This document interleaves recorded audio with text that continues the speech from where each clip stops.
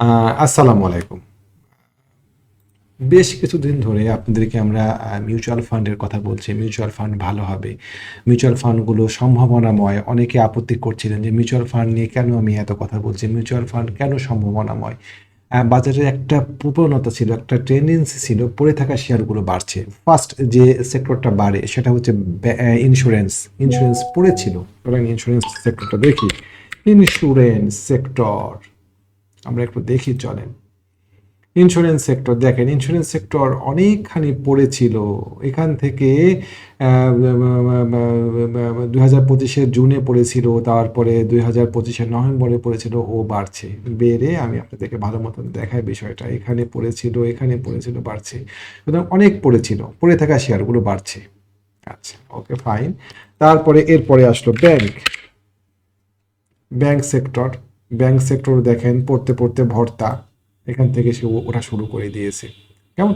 এবং আমরা জানতাম যে এই জায়গাতে ভলিউম আছে 17 টাকা 60 পয়সা, এটা পার করতে পারবে না। তারপরে বর্তমান সময়ে সে একটা খারাপ প্যাটার্ন তৈরি করে রাখছে এই জায়গাতে, ফিবোনাক্কি দিয়ে একটা প্যাটার্ন, এখানে ডবল টেপের নেক লাইন, এখানে রেজিস্ট্যান্স, বহুবিধ ঝামেলা। ব্যাংক সেক্টর নেমে যাচ্ছে 14 টাকা 60 পয়সায়। টেকনিক্যালি ব্যাপক সাপোর্ট দিচ্ছে আমার এই সিদ্ধান্ত যে ব্যাংক সেক্টর পড়ে যাওয়ার সম্ভাবনা অধিক। So be careful. ব্যাংকে আমরা এখন আর এন্ট্রি দেবো না। ব্যাংকগুলো ডিভিডেন্ডও দিতে পারবে না সামনে। অনেকগুলো ব্যাংক, ব্র্যাক ব্যাংক নিয়ে এত কথা। ব্র্যাক ব্যাংকে ব্র্যাক ব্যাংকের বিকাশ আছে, ব্র্যাক ব্যাংকের অমুক আছে। আজকে দেখেন ব্র্যাক ব্যাংকের 6% পড়ে গিয়েছে। অনেক উপরে উঠেছিল ব্র্যাক ব্যাংক। কোথা থেকে উঠেছিল বলেন? 44 টাকা থেকে শেয়ারটা উঠেছিল 90 টাকায়। 50%, 100% উঠে যাওয়ার পরে আমরা যদি আশা করি এটা আরও বাড়বে, তাহলে আমরা বোকার স্বর্গে বসবাস করি। ব্র্যাক ব্যাংকের নিকটবর্তী রেজিস্ট্যান্স কোথায়? ব্র্যাক ব্যাংকের নিকটবর্তী রেজিস্ট্যান্স আরও নিচে 62 টাকায়। 62 টাকা যদি ভেঙে যায় তখন কি হবে? আরও নিচের দিকে নামার স্কোপ থাকবে। তখন ব্র্যাক ব্যাংকের নিকটবর্তী পরবর্তী সাপোর্ট 50 টাকা। এবং আমার কাছে মনে হচ্ছে এইটা ব্র্যাক ব্যাংকের জন্য খুব রিজনেবল একটা প্রাইস, যে ব্র্যাক ব্যাংক 50 টাকায় নামবে। কেমন মনে হচ্ছে? খুব বেশি কড়া মনে হচ্ছে এই কথা? Be careful. ব্যাংক থেকে সাবধান। ব্যাংক থেকে শতহস্তে দূরে থাকেন। Citi bank. Citi bank. Citi bank পড়ছে। Citi bank clear. আমরা যারা আমাদের যারা ট্রেনিং পার্টিসিপেন্ট আছেন তাদেরকে যদি আমরা বলি এই জায়গাতে, তারা এক ব্যাগকে বলবে যে ব্র্যাক ব্যাংক বা 32 টাকা লেভেল বা 33 টাকা লেভেলে, 32 টাকা লেভেলে সেট দিয়ে দিতে হবে। কঠিন একটা টেকনিক্যাল রেজিস্ট্যান্স ছিল এই জায়গাতে, ভয়াবহ রেজিস্ট্যান্স ছিল, এবং আমি আপনাদেরকে সেটা বলছিলাম। যমুনা ব্যাংক উঠেই যাচ্ছিল। Sorry, Jamuna bank. Jamuna bank উঠেই যাচ্ছিল। ফাইন, এই দেখেন একই ফিবোনাক্কি সেই ধারা। যমুনা ব্যাংকে আমরা টেকনিক্যালি যমুনা ব্যাংকের শক্ত সাপোর্ট আছে 20 টাকা 60 পয়সা, এবং এটা ভাঙলে পরে যমুনা ব্যাংকের পরবর্তী সাপোর্ট, এবং আমি এটাই আশা করি যে যমুনা ব্যাংক 18 টাকা 50 পয়সা এই লেভেলে নেমে যাবে। এখন মনে হচ্ছে যে এটা একটা অবাস্তব কথা, কিন্তু টেকনিক্যালি সেটাই বলছে যমুনা ব্যাংক। বি কেয়ারফুল এখনো। মানে আপনারা যদি মনে করেন টেকনিক্যালি বিশ্লেষণ করে দেখবেন, নিজস্ব জ্ঞান প্রয়োগ করে দেখবেন যে এই শেয়ারটাতে এই জায়গাতে থাকা যায় কিনা। টেকনিক্যালি এই জায়গাতে এই শেয়ারটা ফিবোনাক্কির প্যাটার্নে আমাদের এখানে, তারপর আমাদের এখানে একটা রেজিস্ট্যান্স আছে, রেজিস্ট্যান্স আঁকানো আছে এই জায়গাতে, সব কিছু মিলাই যমুনা ব্যাংক এবং আমরা প্রত্যেকটা ব্যাংকে আমরা এই একই একই প্যাটার্ন পাবো। সো ব্যাংক থেকে দূরে থাকেন। ফিনান্স, ফিনান্সিয়াল ইনস্টিটিউশন, কঠিন রেজিস্ট্যান্স। কেমন করে আপনি আশা করেন এই রেজিস্ট্যান্স 13 টাকা 20 পয়সা এতই সহজ? রেজিস্ট্যান্স কি এত সহজেই ভাঙা যায়? এই জন্যই তো রেজিস্ট্যান্স, যেটা ভাঙা যায় না, ভাঙলে পরে তো সেটা অত সহজ হলো না। কতবার সে বাধাগ্রস্ত হয়েছে রেজিস্ট্যান্সে, কত অসংখ্যবার। একবার, দুইবার, তিনবার, চারবার। 13 টাকা রেঞ্জে কতবার এই ফিনান্সিয়াল সেক্টর বাড়ি খেয়েছে? কত সাল থেকে? 2025 সাল থেকে। এত সহজে এই রেজিস্ট্যান্স কি পার করা সম্ভব টেকনিক্যালি? না, সম্ভব না। এই বিষয়গুলো বুঝতে হবে। যাদের কাছে আপনার ফিনান্সিয়াল সেক্টরে ছোট ছোট শেয়ারগুলো ছিল, তাদের উচিত ছিল এখানে প্রফিট টেকিং করে নেওয়া। বিশ্লেষণ করে দেখবেন যে আমার কথা যুক্তিসঙ্গত কিনা। তারপরে আসেন আমরা নেক্সটে এবার যাব insurance sector. Insurance sector insurance সেক্টরও একই অবস্থা। দেখেন সেক্টরগুলোতে একটা টেন্ডেন্সি দেখেছেন, প্রত্যেকটা সেক্টরেই প্রায় ডবল টপ তৈরি করে আছে, আর তা না হলে পরে শক্ত রেজিস্ট্যান্সের মুখে পড়ে আছে। আমরা যদি এটাকে দেখি তাহলে পরে আমরা এখানে তাই পাবো, ডবল টপ, নেকলাইন ব্রেক, আরেকটু উপরে ওঠার স্পেস আছে, মেবি একটা আপসাইড মুভমেন্ট হয়তো আসতে পারে।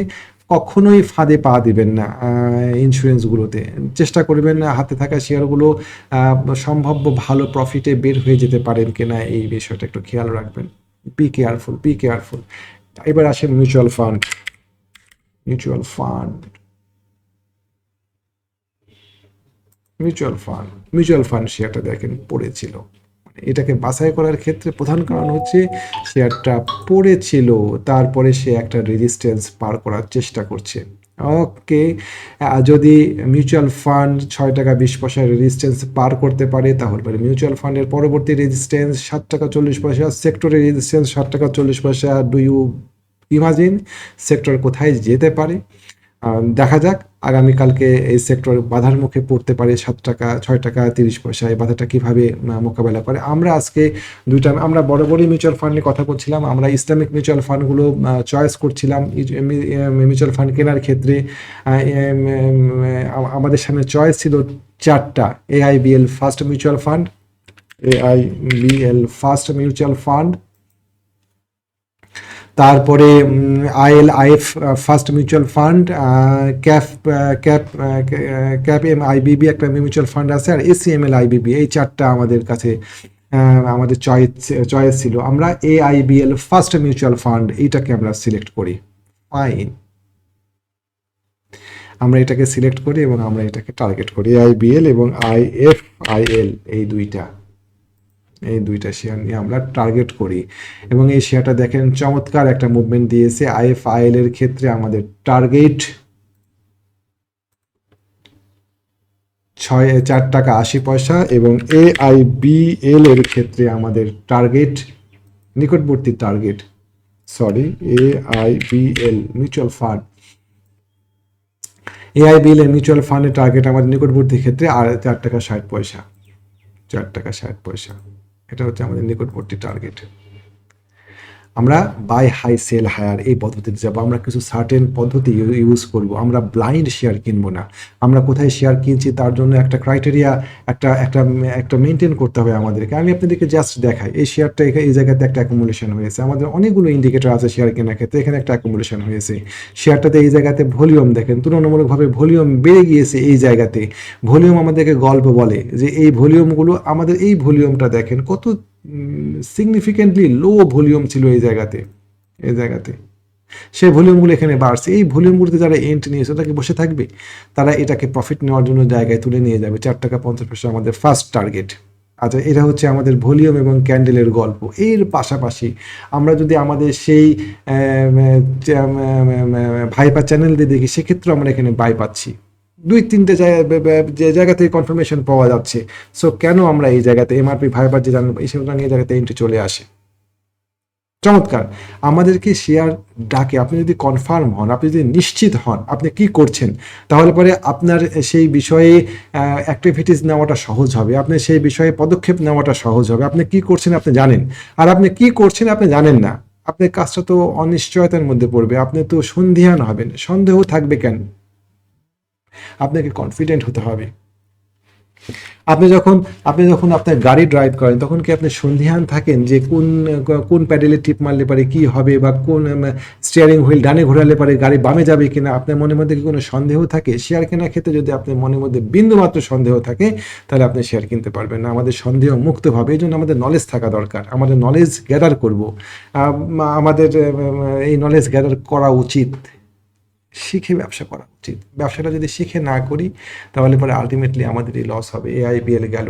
আমরা গোল্ডেন সান নিয়ে আজকে ওভার কনফিডেন্স ছিলাম যে গোল্ডেন সানের টেকনিক্যাল চমৎকার মুভ দেবে। আমাদের এক ট্রেনিং পার্টিসিপেন্ট আমাকে প্রায় লিটারেলি চ্যালেঞ্জ করে বসলেন যে আপনি কেন গোল্ডেন সান? আমরা গোল্ডেন সান কিন্তু কিনছি বেশ আগে থেকে। আমরা গোল্ডেন সানের এন্ট্রি আসছে আমাদের মোটামুটিভাবে 10 টাকা 20 পয়সা এরকম জায়গা থেকে কিনছি আমরা।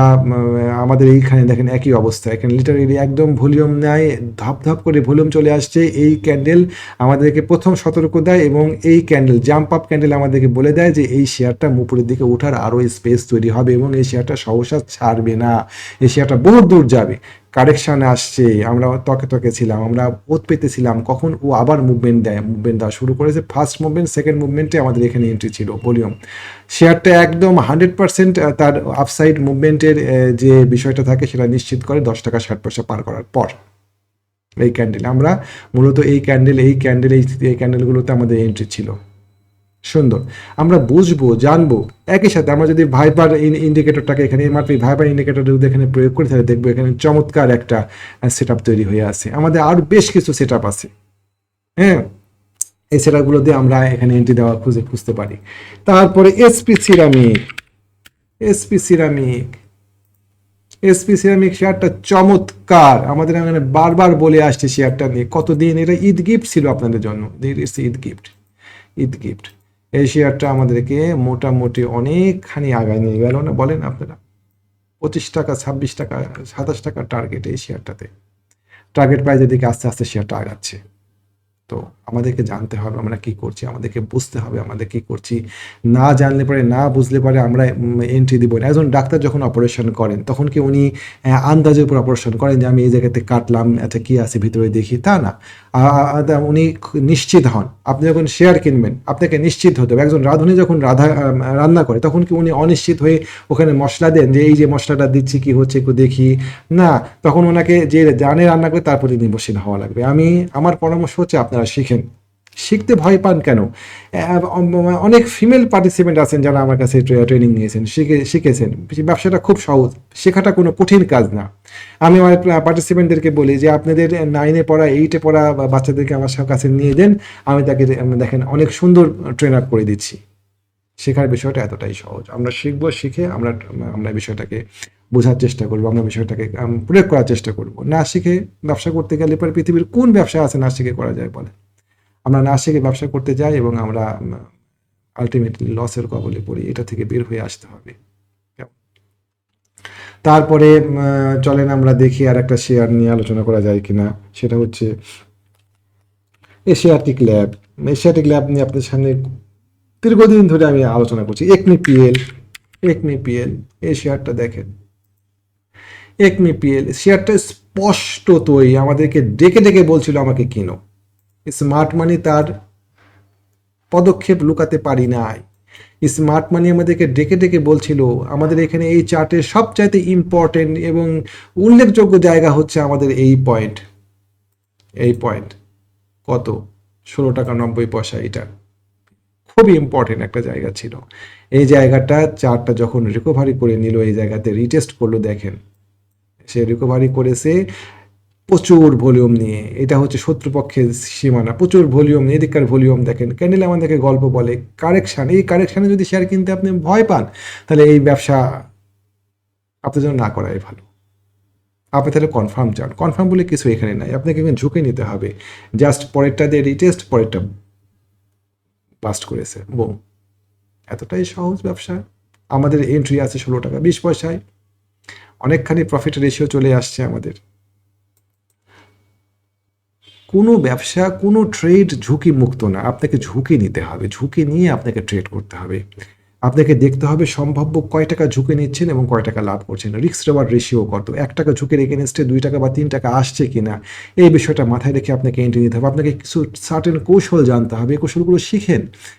আমার কাছে শিখতে হবে এমন না, অনেকেই শিখেন। একবার ভালো পদ্ধতি শিখে আপনি ট্রেড নেন। তো এই বিষয়গুলো আমরা দেখব।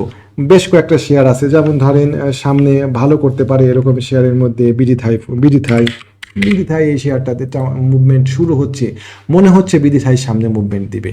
ভলিউম নাই, আহামরি ভলিউম নাই, কিন্তু শেয়ারটা একটা সিগনিফিক্যান্ট লেভেলের উপরে উঠিয়ে আচরণটা মোটামুটি গ্রহণযোগ্য। আমি আপনাদেরকে সতর্ক করেছিলাম ওরিয়ন ইনফিউশন নিয়ে। আজকে ওরিয়ন ইনফিউশনটা দেখেন কোথায় নেমে গিয়েছে, নামছে নিচের দিকে, নামুক। 30 টাকা 320 টাকাতে আসুক। অনেকে বলছেন 320 টাকাতে আসলে পরে 280 টাকাতে আসলে পরে ওনারা খুব অবাক হচ্ছেন। অবাক হওয়ার কিছু নাই, দেখা যাক ভলিউম কমে গিয়েছে, সার্টেন লেভেলে আসুক, তারপর আমরা দেখব। তো এই বিষয়গুলো আমরা দেখব। আমাদের একটা হোয়াটসঅ্যাপ গ্রুপ আছে, আমরা ডিসকাস করি শেয়ার নিয়ে, একটা হোয়াটসঅ্যাপ ডিসকাশন গ্রুপ আছে, আপনারা ইচ্ছা করে সেই ডিসকাশন গ্রুপে যুক্ত হতে পারেন। আমাদের ফেসবুক পেজে আজকে আমি এই ডিসকাশন গ্রুপ নিয়ে অনেকগুলো পোস্ট দিয়েছি, দেখেন আজকে এটা আমাদের ফেসবুক পেজ। ফেসবুক পেজে আমরা আজ ডিসকাশন গ্রুপ নিয়ে আমরা সকাল 9টায় ডিসকাশন ওপেন করি এবং ক্লোজ করি 2:30, মাঝখানে 1 ঘন্টার একটা বিরতি থাকে। আমরা এখানে মার্কেট নিয়ে কথা বলি, আমরা এখানে মানি ম্যানেজমেন্ট নিয়ে কথা বলি, আমরা এখানে রিস্ক ম্যানেজমেন্ট নিয়ে কথা বলি, আমরা এখানে লট সাইজ নিয়ে কথা বলি, আমরা এখানে সম্ভাবনাময় ভালো শেয়ার নিয়ে কথা বলি। যেমন আজকে প্রথমেই আমরা বলছিলাম যে ঈদ উল ফিতরের পরের প্রথম দিন 2021 সালের পর থেকে মার্কেট নেগেটিভ থাকে, এটা আমরা রিসার্চ করে দেখছিলাম। একমাত্র 2023 সালে মার্কেট পজিটিভ ছিল, তার বাদে 21, 22, 24, 25 প্রত্যেকটা ঈদ উল ফিতরের পরে মার্কেট খারাপ হয়েছে। আমরা একটু সতর্ক ছিলাম যে 26 সালেও ঈদ উল ফিতরের পরে মার্কেট খারাপ যায় কি না, এই বিষয়টা একটু দেখার জন্য। এবং যেহেতু আমরা মিউচুয়াল ফান্ড নিয়ে কথা বলছিলাম, সেহেতু মিউচুয়াল ফান্ড সেক্টরে কোন শেয়ারটা ভালো হতে পারে সেটা নিয়ে আমরা ডিসকাস করছি, এবং আমরা 2টা শেয়ার এখানে বাছাই করি, AIBL ফার্স্ট মিউচুয়াল ফান্ড এবং IFIL ফার্স্ট মিউচুয়াল ফান্ড। যদিও আমরা IFIC bank first mutual fund, AB bank first mutual fund, তারপরে এই শেয়ারগুলো নিয়েও কথা বলছিলাম, কিন্তু যেহেতু আমরা ইসলামিক শেয়ার নিয়েই কেনাবেচা করি, তাই আমরা শেষ পর্যন্ত AIBL এবং IFIL ফার্স্ট মিউচুয়াল ফান্ড, এই 2টা মিউচুয়াল ফান্ডকে উপস্থাপন করি। এবং এই শেয়ারগুলো আজকে সুন্দর সার্কিট লেগে গিয়েছে আমাদের কাছে। এশিয়াটিক ল্যাব ছিল, অনেকেই ঘাবড়াচ্ছিলেন টিম মেম্বারদের, আমাদের গ্রুপ মেম্বাররা, যে এশিয়াটিক ল্যাব গতদিনকে একটু কারেকশানে গিয়েছে। আমি তাদেরকে একটু অভয় দিলাম যে শেয়ারটা অন্ততপক্ষে আমার খাতিরে আমার জন্য ধরে রাখেন। আপনারা যদি ভয় পান, মনে করেন শেয়ারটা আমার কাছে আছে, আমি তাদেরকে সাহস দিয়েছি, শেয়ারটা তাদের কাছে আছে ইনশাআল্লাহ। একমি পিএল নিয়ে যারা ভয় পাচ্ছিলেন তাদেরকে আমি সাহস দিলাম। এসপি সিরামিক শেয়ারটা আমাদের কাছে আছে, শেয়ারটা আমাদের প্রায় 15%-এর উপরে মতো আমাদের কেনা, 19 টাকা রেটে, শেয়ারটা অনেক ভালো। সিপাল আমরা কিনতে বলি না, আমরা বলছিলাম 42 টাকা রেটে। আমাদের এই যে সামনে একটা ভিডিও দেখতে পাচ্ছেন, এই ভিডিওটা শুধুমাত্র এই গ্রুপের জন্যই ছিল, যে 42 টাকাতে আমরা সিপালের একটা ভালো রেজিস্ট্যান্স আছে, এই রেজিস্ট্যান্সটা পার করতে পারলে সিপালে আমরা এন্ট্রি দেওয়া যাবে কিনা। সামিট পাওয়ার ছিল আমাদের কাছে একদম কেনা দামও ঠিক না, আমাদের কেনা ছিল 13 টাকা 50 পয়সা, এরকম জায়গাতে আমরা 10-50 পয়সা বেশি দিয়ে এটা বিক্রি করেছি। সামিট পাওয়ারটাকে একমি পিএলে আমরা কনভার্ট করে নিয়েছি। তারপরে আমাদের গোল্ডেন সান কিনা ছিল, ঠিক এরকম সময় 11টা 5-এর দিকে AB bank first mutual fund circuit লেগে যায়, আমরা একটু হাসাহাসি করলাম এটা নিয়ে। এরপর পরে AIBLটাও সার্কিট লেগে যায়। গোল্ডেন সান শেয়ারটা বাড়ছিল না কেন, এটা নিয়ে আমরা একটু বিরক্ত হচ্ছিলাম। শেয়ারটা আজকে বাড়ার কথা, শেয়ারটা বাড়বে এরকম একটা কন্ডিশন ছিল, বাড়ছিল না। IFA in the meantime IFIL শেয়ারটাও সার্কিট লেগে যায়।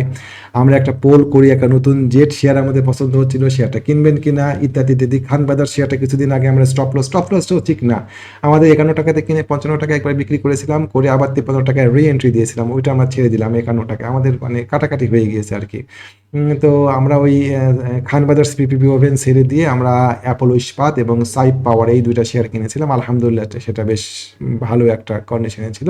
আমরা যেটা ছুটিটা নিই 1:30, 12:30 থেকে আমাদের 1:30 পর্যন্ত ছুটি থাকে, লাঞ্চ ব্রেক, নামাজ ব্রেক ইত্যাদি যাই বলেন কেন। গোল্ডেন সান যাওয়ার আগে, ছুটিতে যাওয়ার আগে বলে গেলাম, গোল্ডেন সান কথা রাখছে। গোল্ডেন সান তখন কেবলই মাথা ঢুকাই দিয়েছে বাড়ার জন্য। গোল্ডেন সান শেষ পর্যন্ত ভালো একটা পজিশনে ছিল। মোটামুটি এই আর কি। আপনারা ইচ্ছা করলে এই গ্রুপে এন্ট্রি নিতে পারেন, আমরা এখানে শেয়ার নিয়ে ডিসকাস করি। এর পাশাপাশি আজকেই আমাদের ট্রেনিংয়ের শেষ দিন, মানে এন্ট্রি নেওয়া। যদি কেউ ট্রেনিং করতে চান, আগামীকালকে এই সুযোগটা হয়তো আর থাকবে না, তারা ট্রেনিংয়ের জন্য এন্ট্রি নিতে পারেন, আজকে যোগাযোগ করতে পারেন। আমাদের সাথে যোগাযোগ করার ঠিকানা আপনাদেরকে দিয়ে দিই, যারা যোগাযোগ করতে চান 019219311195, এটা আমাদের হোয়াটসঅ্যাপ নাম্বার, যোগাযোগ করতে পারেন আপনি যদি ইচ্ছা হয়। তো ভালো থাকবেন, আজকে এই পর্যন্তই। আসসালামু আলাইকুম ওয়া রাহমাতুল্লাহ।